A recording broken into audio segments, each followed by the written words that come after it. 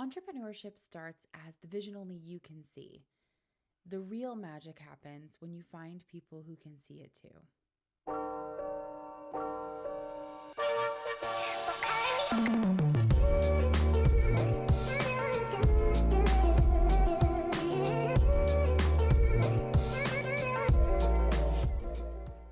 Hello, my beautiful entrepreneurs.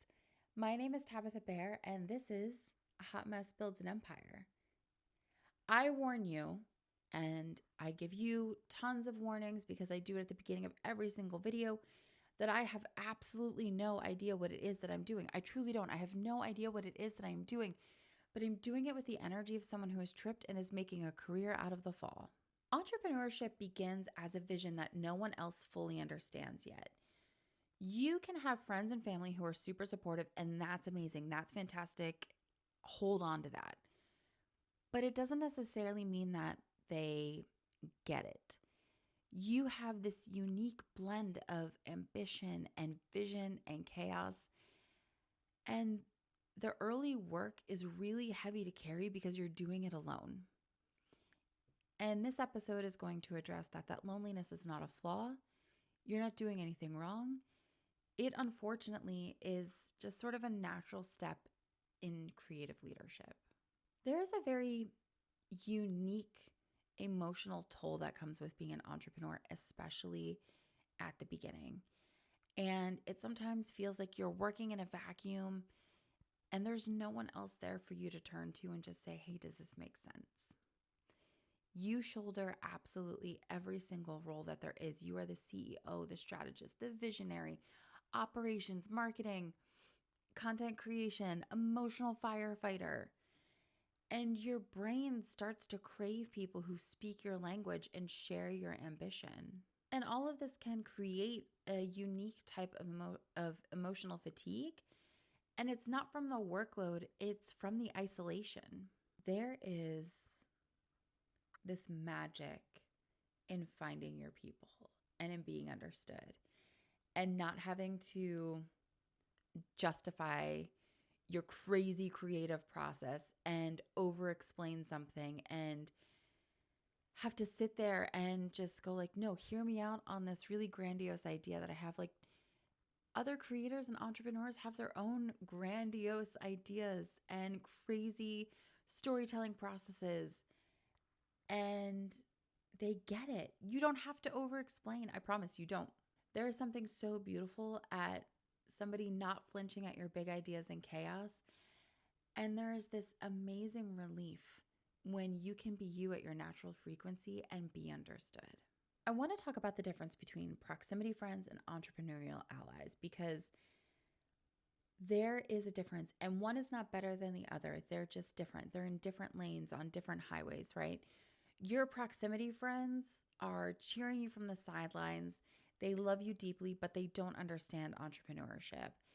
And sometimes their well-meaning advice is usually not what you want to hear, what you need to hear. And it could be something like, hey, stop working so much. Hey, don't worry about the launch. It's not your real job. Stuff like that. It's not meant to put you down. They just don't live in this space to understand it. Now, your entrepreneurs peeps, they get it. They understand the risks, the deadlines, the launches, the frustration. They can help you problem solve. They can help you take your big ideas and not only execute them, but maybe see them to their full potential. They know the emotional highs and lows that go throughout this business, and they can talk strategy, not just give moral support. When it comes to your entrepreneurial allies, this is important. You need to find the people who celebrate the small wins with you as if they are the biggest wins in the world. You need that. You shouldn't be around people who are shrinking your ideas. You want them to expand it. You shouldn't be around people who drain you or make you feel less confident or are poking holes in everything. You want them to speak your creative language and understand your ambition. You want them to really feel your mission for your business and not feel threatened by you in any way. But Tabitha, you talk about finding these people, and I have no idea where to find them. course I'm going to help you find them. Of course I'm going to help you find your people. So, big place to start for free. You can go to Eventbrite. At least locally for me, Eventbrite is a huge deal here. A lot of people put like, just for companionship, hey, I'm going to grab a cup of coffee every single Monday at this coffee shop. Do you want to join me? And usually like 10 or 15 people will show up just for conversation, just because maybe they're unemployed, maybe they're stay-at-home parents. Whatever it is, like you seek companionship, you seek connection. And so Eventbrite usually has something like that. And I've seen them have things locally for like graphic designers or local bloggers, or there's a group I joined when I first started blogging because I had no idea how to manage my website. I couldn't figure things out. So I joined a WordPress group. That was really helpful.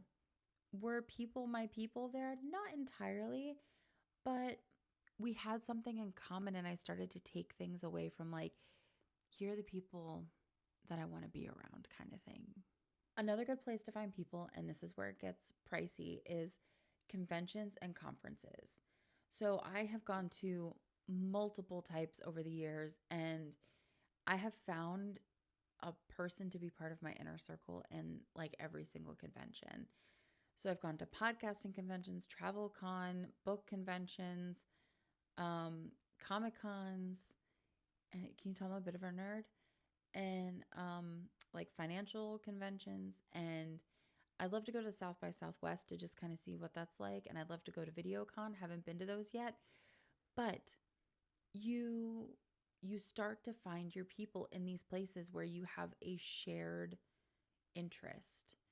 So podcasting, like I have found guests. I have gone to women podcasting meetups, historical podcaster meetups, indie podcaster meetups. And I have found like just a little bit of grace in each person, because they're like, oh my God, yeah, like I understand what it's like to do all that research on your own, and why having a season with 6 episodes is a really big deal because of all the research that you have to do by yourself. Like, there are just people who get it in those spaces. Social media is another great place to find people. Threads is my favorite right now. Threads gives me old Instagram vibes, like before it was Meta. I fucking love Threads. You can also find people like DM people. Check out comment sections of like businesses that you're following that you're kind of aligned with, like on a values plane, or like you're using that tool and you follow them online. Like, check out the comment section, DM people. If no one answers you, then no one answers you. But if someone does answer you, it's like the way modern friendships begin anymore. And TikTok is really great if you want to start stitching people. It creates this like sort of creative synergy, and it really starts to inspire you to reach out more to other creators. Online communities are another one.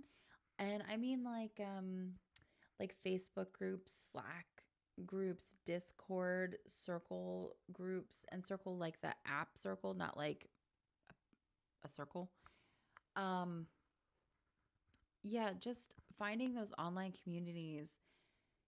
Some of them you have to pay to be a part of, but you start to find people who get it or share your interest or have a passion for something, and you can have like this really great conversation with someone who has a passion for historical podcasting as you do, and you just get along really well.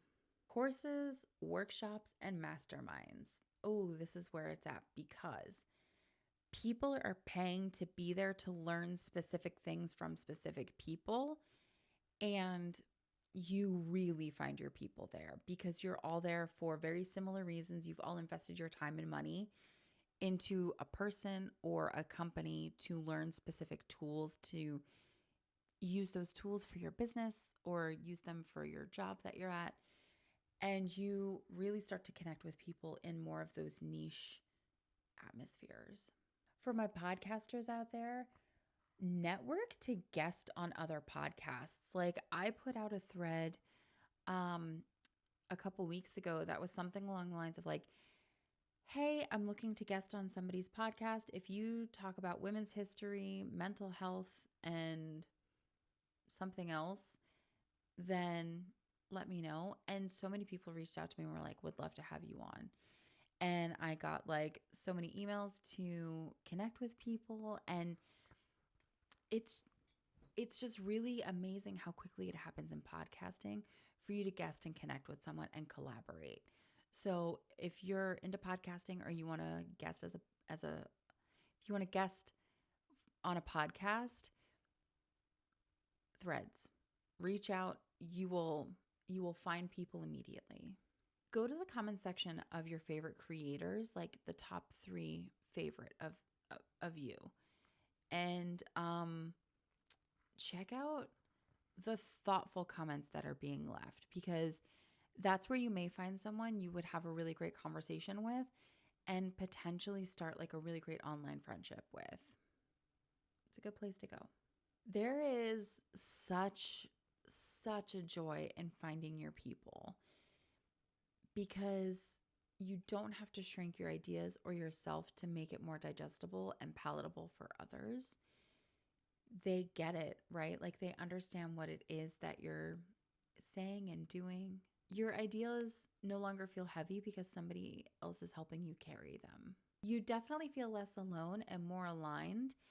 And that creative entrepreneurship journey feels less like survival and more like actual creation. Finding your community really starts to shift your identity in a good way. You start to see yourself through their eyes. They reflect your mission and your message back to you, and you start to feel more confident in your founder energy. Finding your people is part of becoming who your business needs you to be.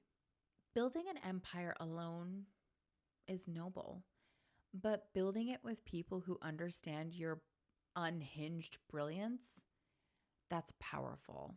If someone doesn't flinch when you tell them you're building a storytelling empire, congratulations, you may have just found your people.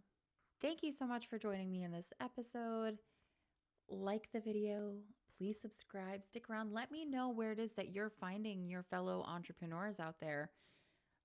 I'd love to know. I know there are apps that are a little more localized for finding people on a local scale of like, hey, let's go get a cup of coffee kind of local scale. So if there are certain apps that it is that you're using, drop them in the comment section. Let us know. Let's help each other out here.